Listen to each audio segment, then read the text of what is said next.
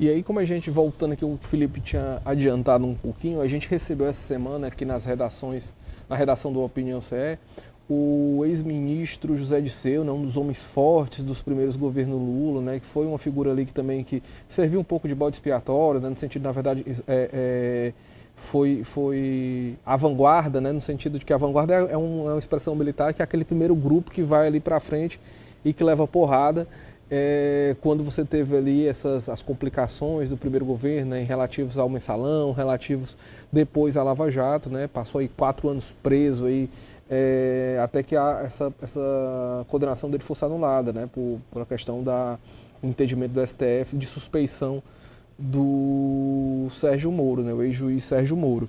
E aí a gente recebeu o Disseu, ele falou um monte aqui, falou sobre a conjuntura política, né, falou muito de 2025 e falou uma coisinha, uma leitura sobre esse cenário aí até 2026, que a gente vai pedir aí a nossa produção para botar no ar, para você ver.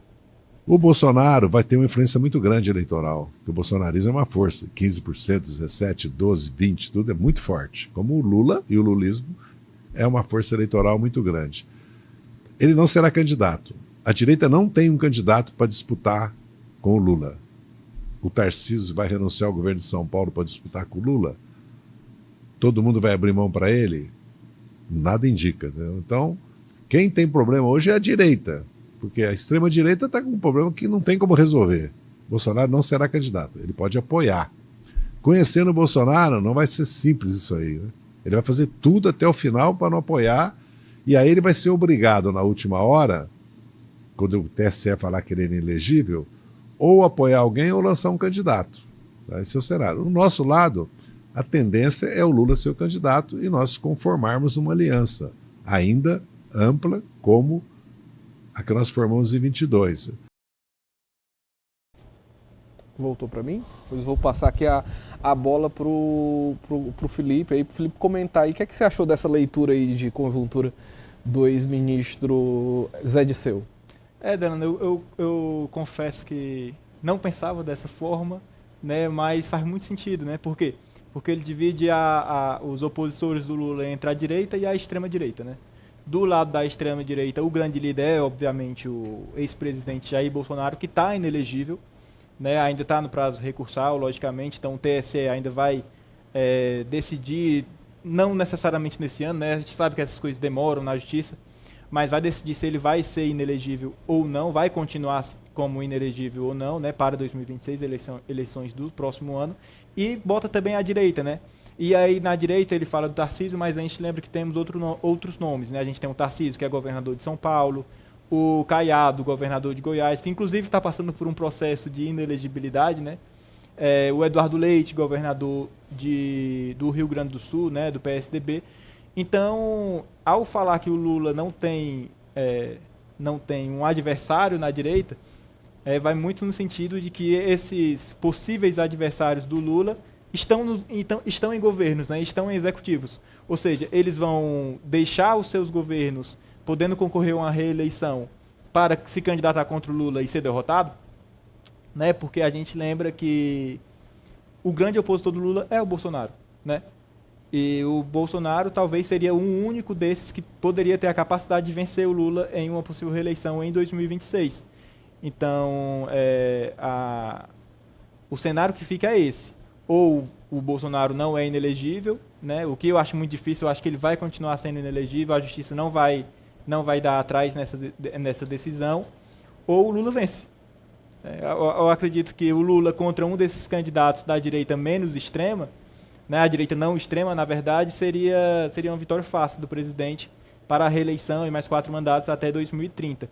E aí, falando sobre o Lula em si, sobre essa candidatura, a gente tem recebido outros nomes também que têm ressaltado, né, que o presidente vai ser candidato à reeleição, apesar de muitas vezes a gente ver aí nos portais, na grande mídia, que talvez ele não seja candidato. Né? O Disseu foi um dos que falou, né, o Felipe? Isso. Ele falou nessa entrevista, ele falou que o Lula era o candidato do PT, inclusive falou também do ministro Camilo Santana e tal. Todos eles elogiam e mostram como uma grande liderança, mas tem essa observação que eles dizem muito claramente que eles estão trabalhando na reeleição do Lula. Né? Isso, ele citou outros nomes, né, como o Camilo, como o Fernando Haddad, que inclusive já concorreu em 2018, né? Citou também o Jacques Wagner, que é senador, né, líder do governo no Senado, mas ele frisou que o trabalho do governo é para que o Lula seja novamente candidato à presidência, que possa chegar ao seu 4º mandato, caso vitorioso, né?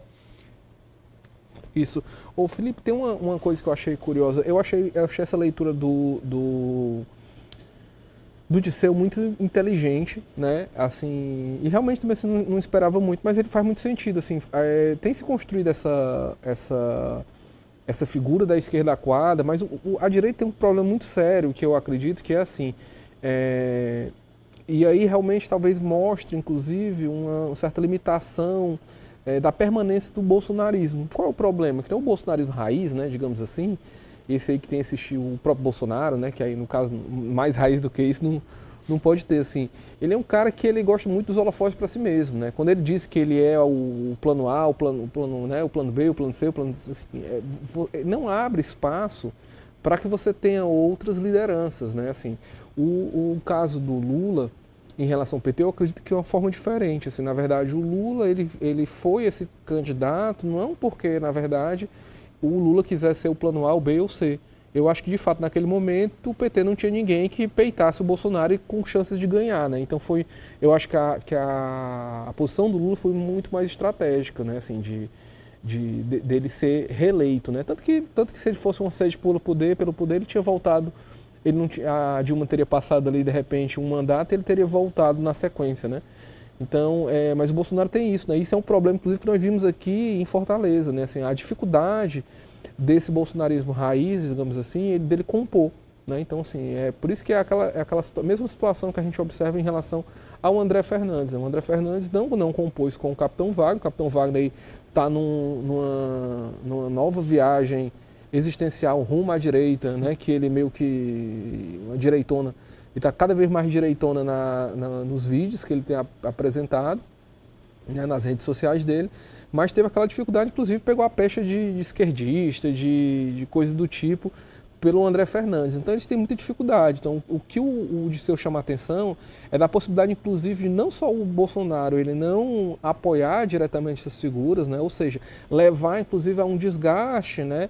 E uma certa dúvida em relação aos candidatos, né? Assim, de fato, você pensar, as pessoas falam muito do Tarcísio, mas a questão o Tarcísio vai arriscar, de repente, se reeleger governador do estado mais rico do país, né? E com certo, inclusive, com um diálogo ali com o governo Lula, ok, você não vê pelo menos sendo um governador de São Paulo, não tem feito críticas que têm sido, de alguma forma, cozinhado, digamos assim, né? Por Brasília.